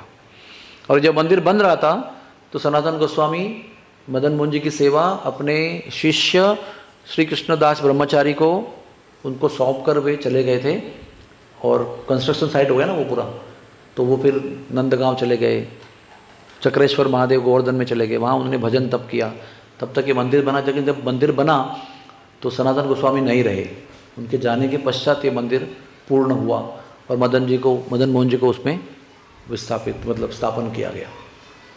तो प्रणाम कीजिए आप। अभी मदन मोहन जी के विषय में बताना है तो मदन मोहन जी जो है वो, इनके 3 विग्रह हैं, मतलब मदन मोहन जी, गोविंद जी और गोपीनाथ जी, ये 3 प्रमुख विग्रह हैं जो कृष्ण भगवान के ग्रेट ग्रैंडसन प्रपौत्र वज्रनाभ ने भगवान के आदेश के अनुसार उसको बनाए थे। भगवान ने उनको कहा था कि मैं अभी जा रहा हूँ विश्व को छोड़कर, लीला समाप्त करके, तो जय जहाँ जहाँ मैंने लीला की है वहाँ वहाँ आपको सब भूमि को संवारना है 3 स्तर पर। एक वनों को संवारना है, एक कुंडों को संवारना है और विग्रह स्थापन करने हैं। तो शास्त्र का कहता है वन, सर और विग्रह, इस 3 स्तर पर आप वृंदावन को संवारो। तो मदन मोहन जी ने वनों को संवारा है, कुंडों को संवारा है, और जो प्रमुख विग्रह बनाया उसमें पहला विग्रह बनाया। और उस समय जो उत्तरा देवी थी, अभिमन्यु की पत्नी, वही अकेली ऐसे जीवित थी जिसने कृष्ण को देखा भी था और कृष्ण नहीं भी है दुनिया में, है ना। लेकिन कृष्ण को देखे भी एक ही औरत थी, वो उत्तरा देवी थी, अभिमन्यु की पत्नी। तो वो मूर्ति बनाकर उस उत्तरा देवी के पास में गया। तो उत्तरा देवी ने कहा कि इसके जो मूर्ति के चरण कमल जो है ना वो साक्षात कृष्ण जैसे हैं। तो वो ये मूर्ति है मदन मोहन जी की, जिनके मूर्ति के चरण कमल जो है वो साक्षात कृष्ण जैसे हैं। फिर उन्होंने और एक मूर्ति बनाई और फिर अपनी माँ उत्तरा देवी को दिखाने ले गए। तो उत्तरा देवी ने कहा इनका जो वक्षस्थल है वो साक्षात कृष्ण जैसा है। तो उस मूर्ति का नाम पड़ा गोपीनाथ जी। और फिर तीसरी मूर्ति बनाकर ले गए तो उत्तरा देवी ने कहा इनका मुख कमल जो है वो साक्षात कृष्ण जैसा है, और वो मूर्ति का नाम पड़ा गोविंद जी। इसका प्रमाण है, बीच में कुछ कन्फ्यूजन था कि वक्षस्थल वाले गोविंद जी और मुख वाले गोपीनाथ जी, लेकिन फिर हमने शास्त्र में प्रमाण ढूंढकर उसका प्रमाणित रूप से उसको देखा। तो रियल नॉलेज ये है कि जो वक्षस्थल जिनका समान है वो गोपीनाथ जी हैं, और जिनका मुख कमल कृष्ण जैसा है वो गोविंद जी हैं। तो मदन मोहन जी की ये जो मूर्ति है ये संबंध मूर्ति कहा गया है इसको। संबंध का मतलब क्या होता है? वो बाहरी दुनिया में हमारा जो संबंध बना हुआ है उसको तोड़कर ये अपने चरणों से हमारा संबंध बना देते हैं। हम सब लोगों का ध्यान बाहर बटा हुआ है, तो मदन मोहन जी ऐसी कृपा करते हैं कि उनके चरणों की ओर हमको आश्रय देते हैं। जब आश्रय देते हैं तो अपने आप उनकी कृपा से दुनियादारी का जो आकर्षण है वो छूट जाता है। हाँ, क्या मंत्र है वो? जयताम सुरतौ पंगोर मम मंद मतिर्गति मत सर्वस्व पदम भोजौ राधा मदन मोहनम। उस मंत्र का अर्थ यह है कि हे भगवान, हमारी मति दुनिया में बटी हुई है, सब जगह पर अनेक विषय हमको आकर्षित कर रहे हैं, और उसकी वजह से हमारी मति जो है मंद हो गई है। जयताम सुरतौ पंगु, हम पंगु भी हो गए, we are lame, we are unable to walk. जयताम सुरतौ पंगोर मम मंद मतिर गति, तो मत सर्वस्व पदाम भोजौ, आपके 2 चरणों की ओर मैं अपने आप को अर्पण कर रहा हूं। और आपका नाम राधा मदन मोहनम, आप दोनों जो औ आता है ना, औ मदन मोहन औ, मतलब 2 व्यक्तियों का उल्लेख है वहां पर। तो दोनों के चरणों में हम आश्रय ले रहे हैं, ऐसा इनका प्रणाम मंत्र है। इसकी भावना यह है कि जब तक विश्व में हमारा मन लगा हुआ है, विश्व के विषयों का भोग लेने में हमारा मन भागता है, तब तक भगवान की कृपा नहीं होती है। और जब व्यक्ति संतों की कृपा से मदन मोहन जी के चरणों में आ जाता है तो अपने आप उसके दुनियादारी के बंधन जो है, आकर्षण, वो छूट जाते हैं। और ये छूटना जरूरी क्यों है? आप लोग पूछेंगे क्या जरूरी है? Everything is okay, we are happy here, we want more money, we want more enjoyment. क्या बुराई क्या है इसके अंदर? क्योंकि यहाँ का सारा आनंद जो है वो टेम्पररी है। कुछ भी आप आनंद ले लो, धन का आनंद ले लो, कभी धन है तो कभी चला जाता है। बड़े बड़े राजा जो है वो रंक बन जाते हैं, कभी रंक राजा बन जाते हैं। कभी शरीर भोग देता है, कभी शरीर भोग नहीं देता है। कुछ देर के समय के बाद वो जवान शरीर बुढ़ा हो जाता है, फिर वही आनंद उस शरीर से नहीं मिलता जो पहले खाया था। एक जलेबी खाए तो मज़ा आता है, लेकिन 10 खाने के बाद उल्टी आने लगती है। वही आइटम है, आप वही हो, जबान भी आपकी वही है, शरीर भी वही है। तो सार क्या है इसका? उसको एक बिगिनिंग है और एक एंड है। अनलिमिटेड आप 100 जलेबी नहीं खा सकते। एक खाएंगे तो आनंद आएगा आपको, 2 खाएंगे तो ठीक है, तीसरा खाने पर पेट खराब हो जाएगा। जलेबी वही, आप भी वही हो। इसका मतलब उसका आनंद की एक शुरुआत है और उस आनंद का एक एंड भी है। और हमारा स्वभाव कैसा है? हमारा आत्मा का आद्यंतु वंतु कौन्तेय न तेषु रमते बधा। बुद्धिमान व्यक्ति जो है ना, वो शुरू होकर समाप्त होने वाले वस्तु में आनंद नहीं लेता है। वो जानता है कि ये तो टेम्पररी आनंद है, आज शुरू करूँगा तो कल समाप्ति का समय आएगा, फिर नया ढूंढना पड़ेगा, फिर वो भी शुरू होगा वो समाप्त हो जाएगा, फिर नया ढूंढना पड़ेगा, वो भी शुरू होगा और समाप्त हो जाएगा। तो हमें नहीं चाहिए ऐसा आनंद। हमें वो आनंद चाहिए जो कभी समाप्त नहीं होता है। चिरंतन आनंद का हमारा स्वभाव है, इसलिए भगवान की ओर मुड़ना जरूरी है। Why we need to be Krishna conscious, why we, हमको भगवान भावित बनना जरूरी क्यों है? क्योंकि हमारी आत्मा की जरूरत जो है वो टोटल डिफरेंट है, और दुनिया हमें जो आनंद दे रही है वो टोटल डिफरेंट है, वो मैचिंग नहीं होता है उसका, इट डजंट मैच।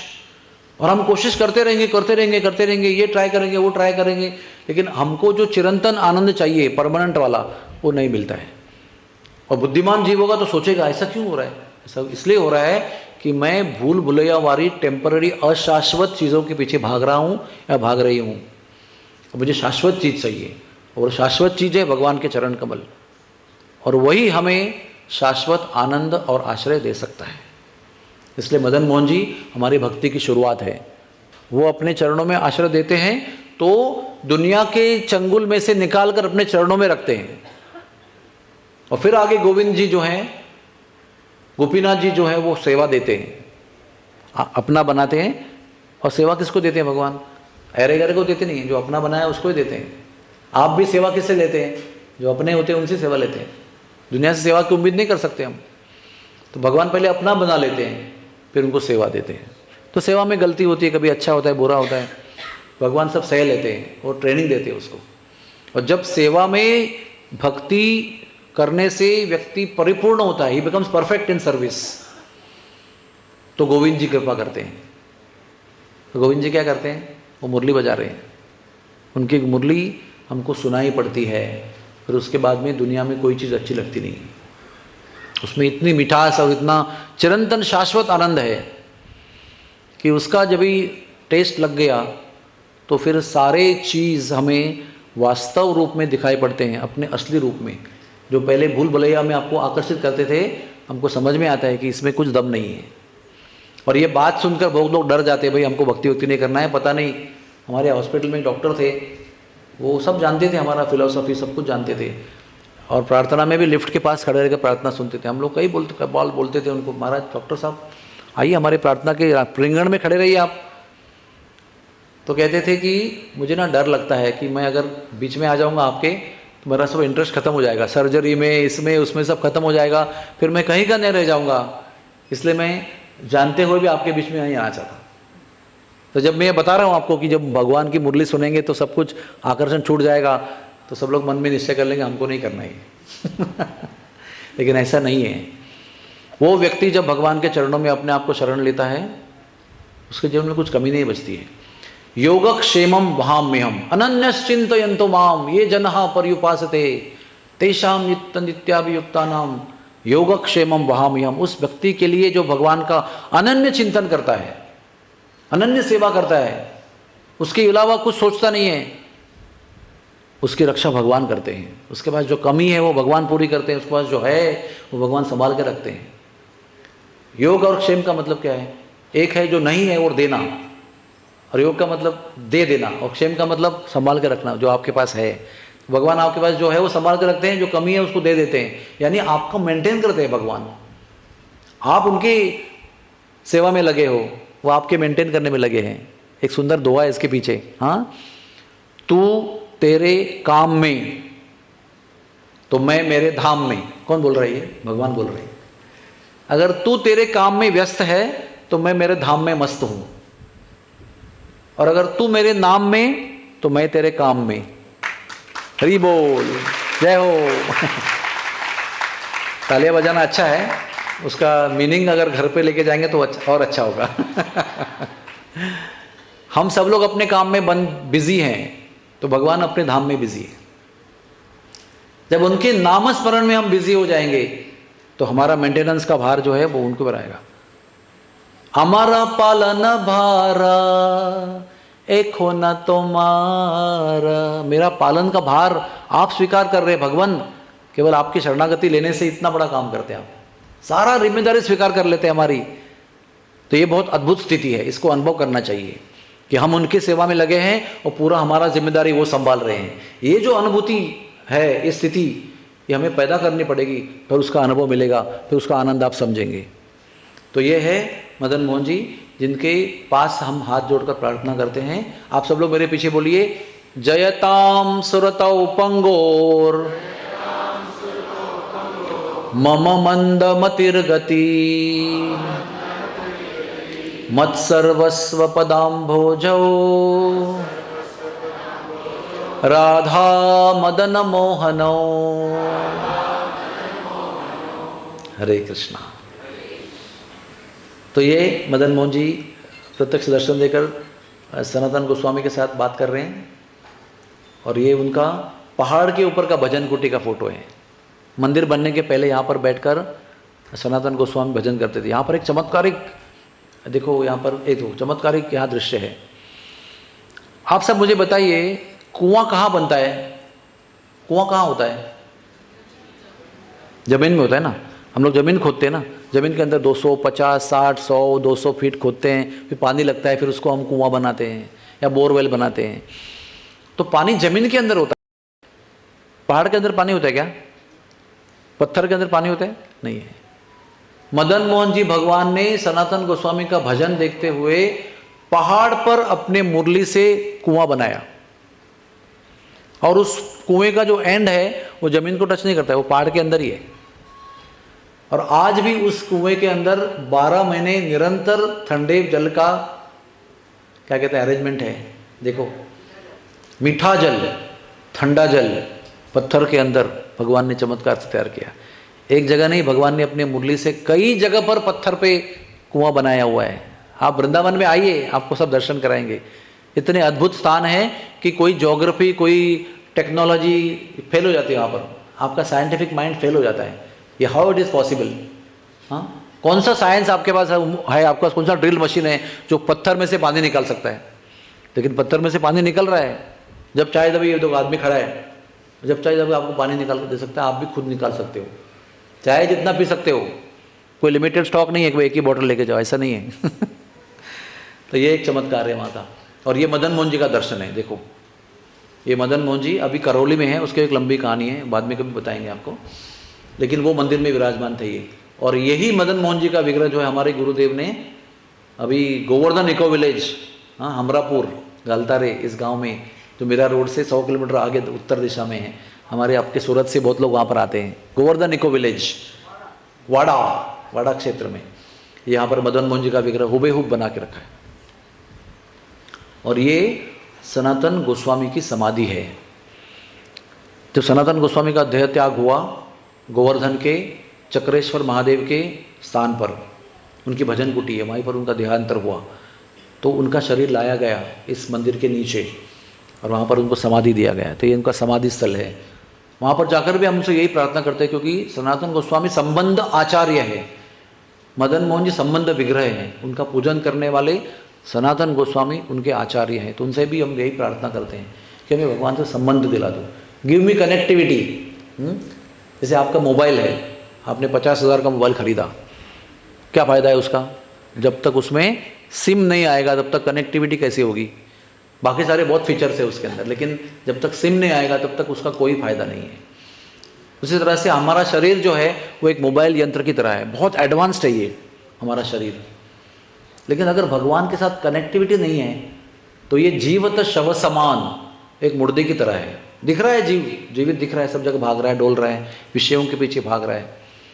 लेकिन जब भगवान की कनेक्टिविटी इसमें आ जाती है तो इस जीवन को अर्थ प्राप्त होता है। तब तक ये शरीर हमारा और हमारा जीवन निरर्थक है। एलो और गेलो, मतलब आया और गया, भोग लिया और ख़त्म हो गया, कर्मों का बोझ बनाया, अगले जन्म में भोगने के लिए चला गया। लेकिन जब भगवान से कनेक्टिविटी बनती है तो जीवन को अर्थ प्राप्त होने लगता है, लाइफ बिकम्स मीनिंगफुल। तो ये मीनिंगफुल करने के लिए सनातन गोस्वामी के चरणों में प्रार्थना करनी है। तो समाधि को प्रणाम करो, आप सनातन गोस्वामी को प्रणाम करो। ये उनके समाधि मंदिर है, एकदम अंदर का दर्शन कराओ उनको मैं अभी। ये जो दर्शन था ये बाहर से है, इसके बाद ये प्रांगण है, इसके बाद में अंदर और जाएंगे, अंदर जाएंगे तो फिर ये समाधि का आपको दर्शन होगा।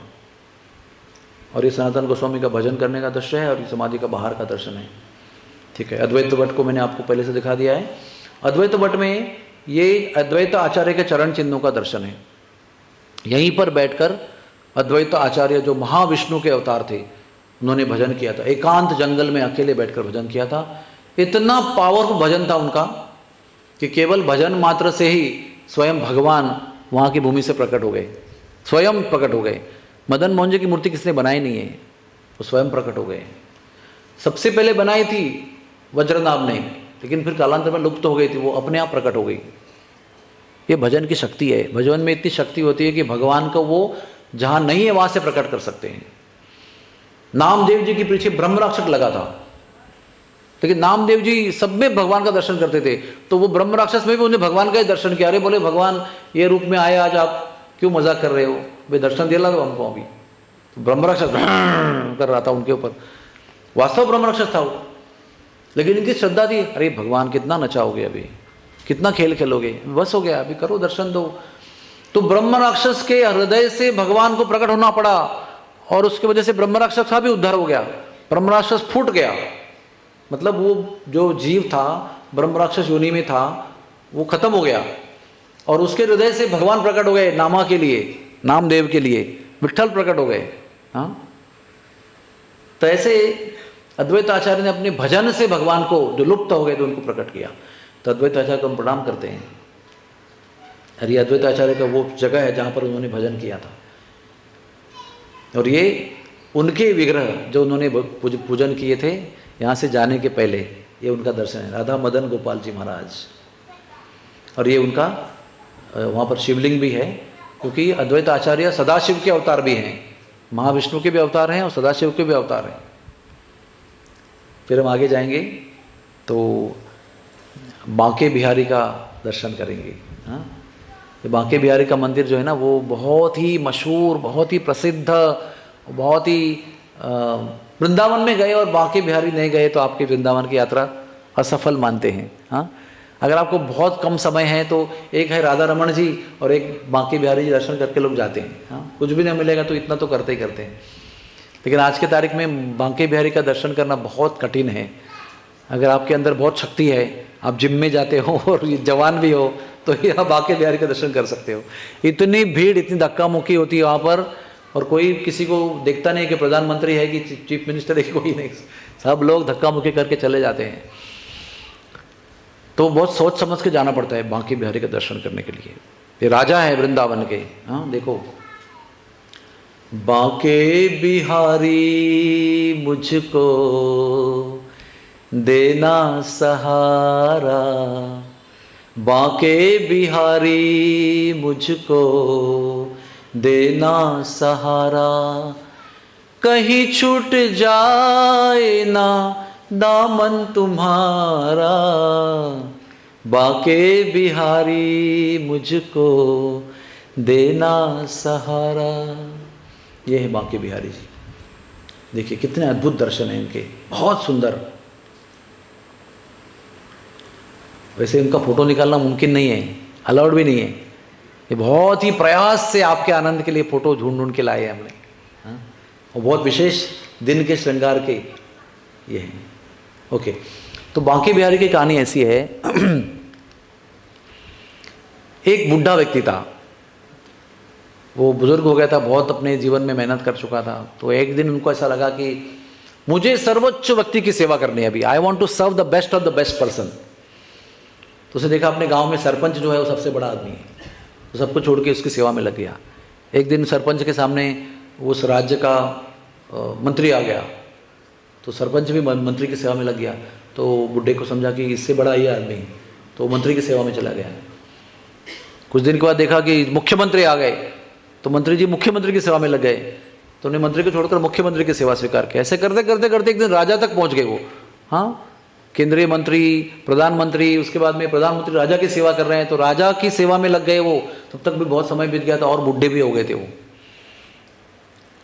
तो राजा की सेवा में बहुत दिन रहे, लेकिन एक दिन रात में जग रहे थे ऐसे, वो देखा तो राधा जो है राज वस्त्र पूरा उतार कर, सूती वस्त्र धोती कुर्ता पहनकर, चप्पल बिना पहने हुए, कोई मुकुट नहीं, कोई माला नहीं, कोई अलंकार नहीं, कुछ नहीं, ऐसे राजा अपने महल से निकलता है और जंगल की ओर चलने लगता है।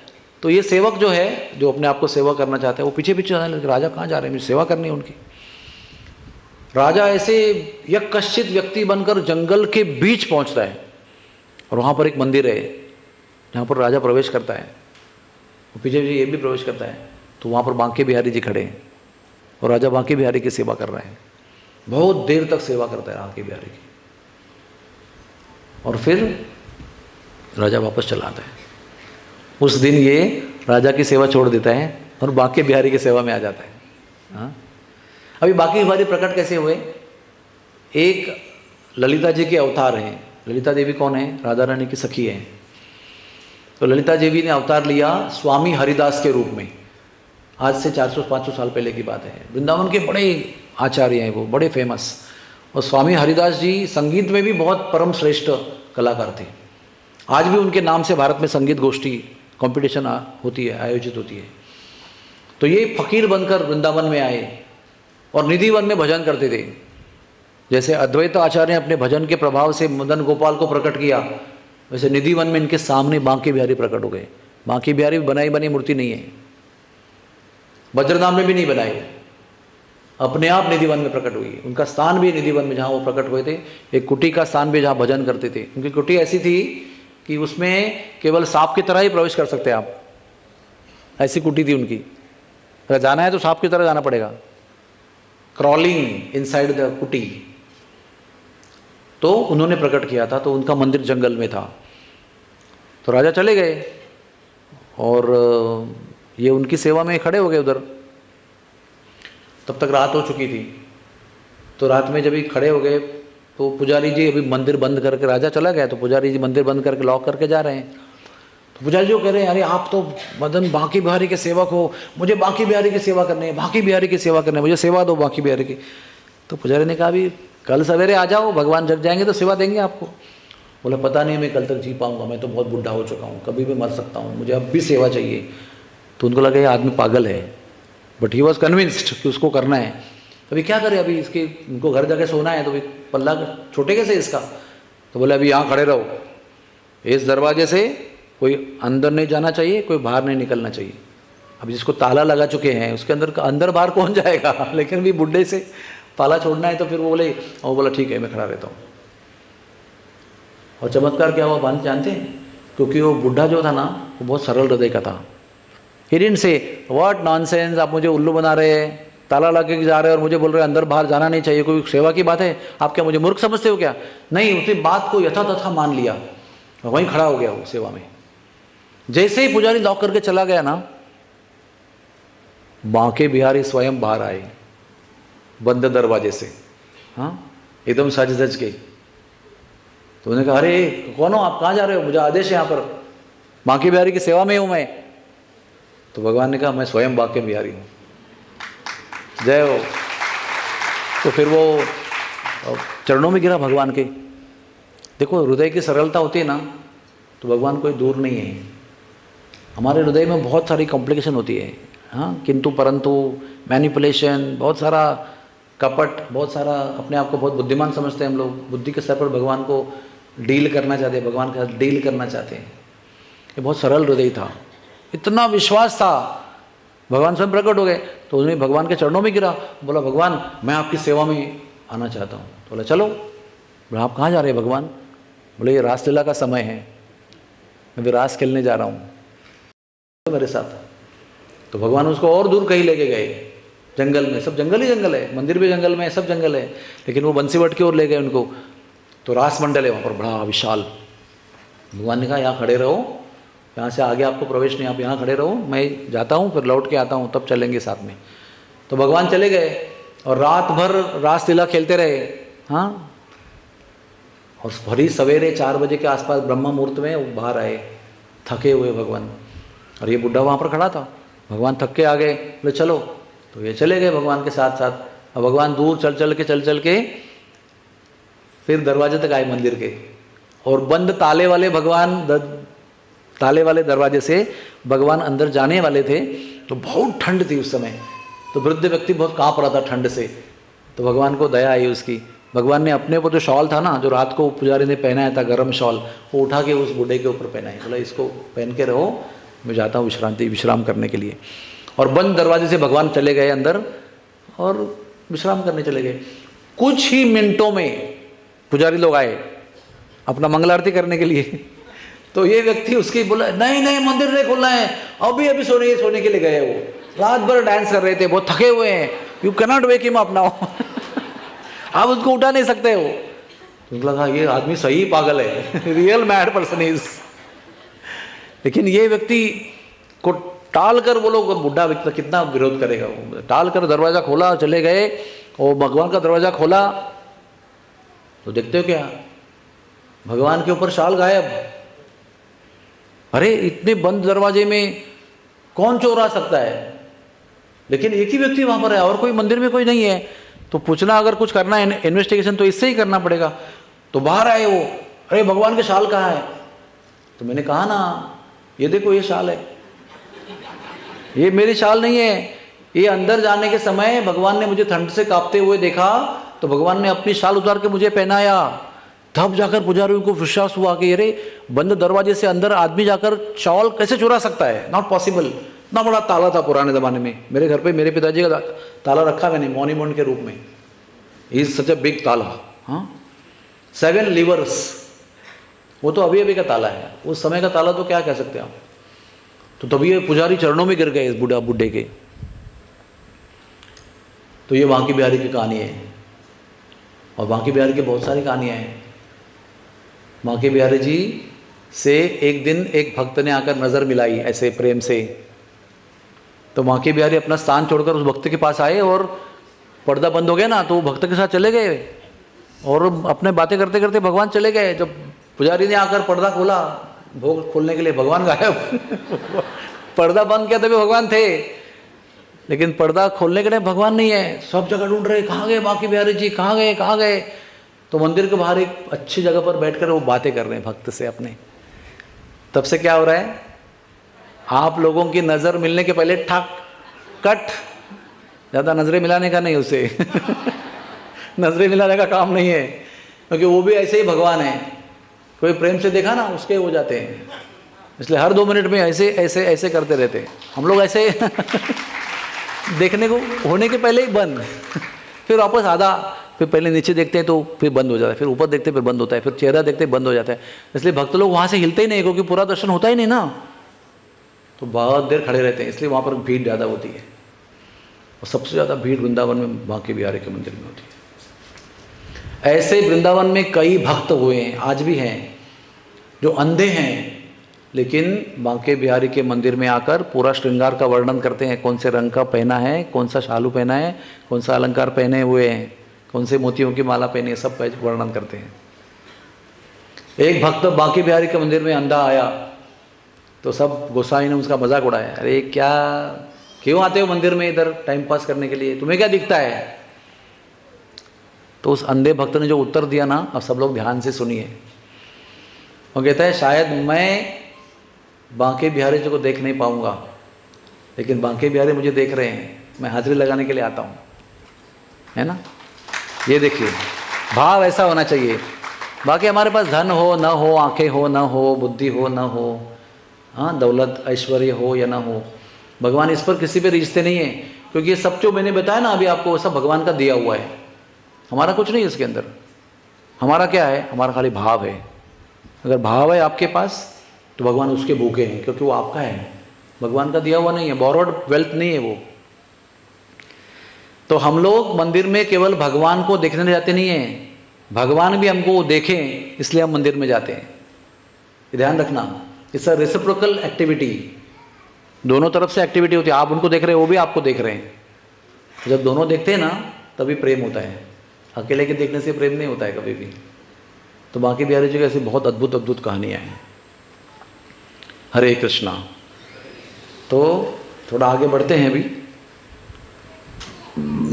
ये अष्टसखी का मंदिर है, ये हमारे प्रभुपाद जी के गुरु महाराज भक्ति सिद्धांत सरस्वती ने बांके बिहारी के मंदिर के आगे स्थापन किया था। इसका दर्शन अवेलेबल नहीं है। और ये राधा वल्लभ जी है, मैंने आपको कल की कहानी में बताया था। आत्मदेव ब्राह्मण जो शिव भक्त थे, जिनको शंकर जी ने दर्शन दिया स्वप्न में, और अपनी कुएं के अंदर जो सुरंग था उसके कोने में जो दर्शन, जो मूर्ति प्राप्त हुई, वो ये मूर्ति है। जो उस मदन टेर के पेड़ के ढोली के बीच में रही, और हित हरिवंश बंसी के अवतार भी वहीं रहे उस एक लेवल पे। ट्रिप्लेक्स फ्लैट था वो बरगद के पेड़ के अंदर, तो बीच वाले ढोली में राधा वल्लभ जी रहे। तो ये राधा वल्लभ जी दर्शन कर लो, बहुत सुंदर दर्शन है।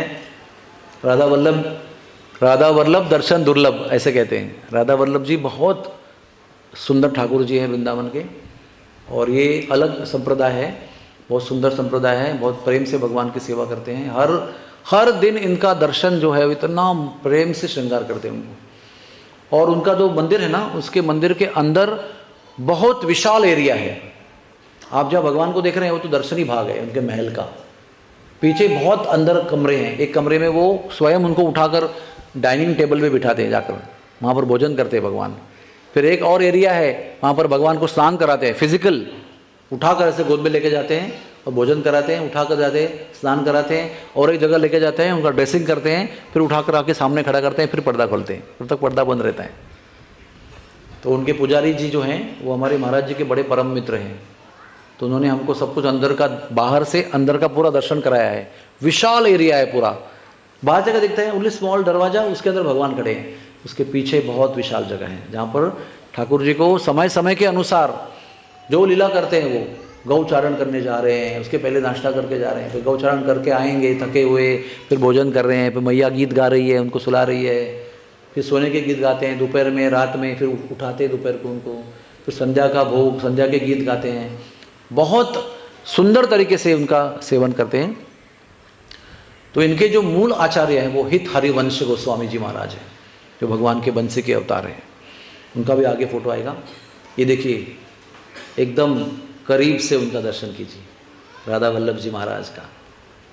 ये देखिए और नज़दीक से, हाँ, इनके कमल जैसे नेत्र देखिए, उनके चेहरे पर कितनी सुंदर पत्रावली बनाई है, उसका दर्शन कीजिए। और ये ठाकुर जी की एक विशेषता है, क्या लिखा है यहाँ पर, पढ़ के दिखाइए।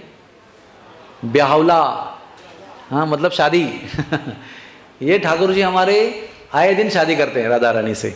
हाँ, आप लोगों में से कोई भी जा सकते हैं वहाँ पर और कह सकते हैं कि आज शादी मेरी तरफ से, आई एम द स्पॉन्सर। हाँ, और ठाकुर जी देखो कैसे खड़े हैं, देखो है ना, दूल्हा बनकर खड़े कि नहीं, पंजाबी स्टाइल में एकदम। और नीचे देखिए, नीचे दिख रहा है आपको, वो राधा रानी का स्वरूप है, क्योंकि ये ठाकुर जी के अंदर ही राधा रानी है, लेकिन राधा रानी का प्रतीक के रूप में उनके बाजू में उनको विराजमान करते हैं, लक्षण के रूप में, लाक्षणिक रूप में।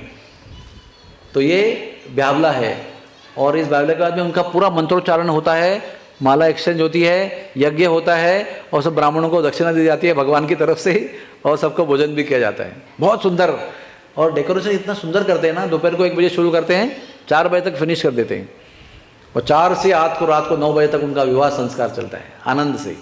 तो ब्यावला उनकी विशेषता है। ठीक है, अभी आज का हम कथा यही समाप्त करते हैं, और कल के दिन भी हम, ये जो वृंदावन है ना बहुत विशाल है। जब हमने कोरोना के समय पर ये वृंदावन की ई यात्रा की थी, ई यात्रा इंटरनेट हाँ के ऊपर, तो हमने 3 दिन तक सुबह 2 घंटे और शाम को 2 घंटे ऐसे बेदुने 4×4=12 घंटे में भी वृंदावन की कथा पूरी नहीं हुई थी। और यहाँ पर 2-2 घंटे में कैसे पूरे करें, है ना। तो फिर भी हम आज तक ही वृंदावन की कथा का वैसा योजना था, लेकिन हम कल भी 2 घंटा और जितना भी हो सके वृंदावन के स्थानों का, इम्पोर्टेंट स्थानों का आपको दर्शन करेंगे और कहानी बताएंगे। तो आज की कथा को हम यहाँ विश्राम देते हैं।